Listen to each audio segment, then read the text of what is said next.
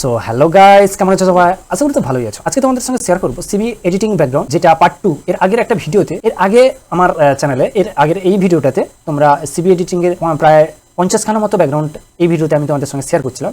আজকে আর 50 নয়, আজকে তোমাদের সঙ্গে প্রায় 150 খানার মতো সিভি এডিটিং এর জন্য ব্যাকগ্রাউন্ড তোমাদের সঙ্গে শেয়ার করবো। তো ভিডিওটা পুরোটা স্কিপ না করে দেখো, তবেই তোমরা বুঝতে পারবে, কারণ ভিডিওর মধ্যেই তো জানো পাসওয়ার্ড থাকবে।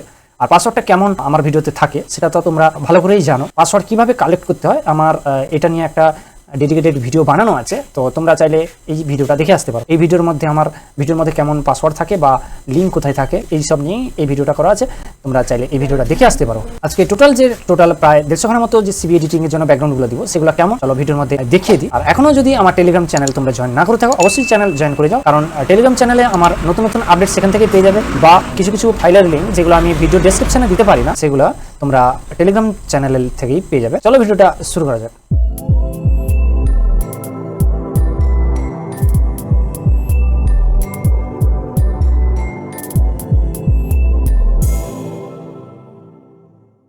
আজকে তোমাদের এই যে দেখতে পাচ্ছ থাম্বনেলটা দেখে আশা করি বুঝতে পেরে গেছো, এই ধরনের ব্যাকগ্রাউন্ডগুলো দিব, প্রায় 150 খানা থাকবে। চলো ফটোশপের মধ্যে একটা একটা করে দেখিয়ে দিই যে ইমেজগুলো কেমন। আজকে যে ইমেজগুলো দিব একটু বড় করে দেখিয়ে দিচ্ছি। এই হচ্ছে ব্যাকগ্রাউন্ডগুলো দেখলেই তোমরা বুঝতে পারবে যে ব্যাকগ্রাউন্ডগুলো কেমন আছে, এবং এগুলো আছে প্রায় এইচডি বা 4K বলতে পারো, এই ধরনের ব্যাকগ্রাউন্ড থাকবে।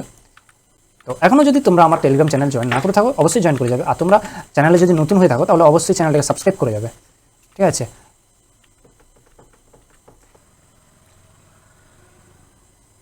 এই ধরনের ব্যাকগ্রাউন্ডগুলো দেখিয়ে দিই, তারপর তোমাদের দেখিয়ে দিব যে কীভাবে এডিট করতে হয়, বা আমার এডিট নিয়ে ফটোশপের এডিটগুলো, সেগুলো কিন্তু আমার অলরেডি ভিডিও বানানো আছে। তোমরা আমার প্লে লিস্টটা দেখে আসতে পারো।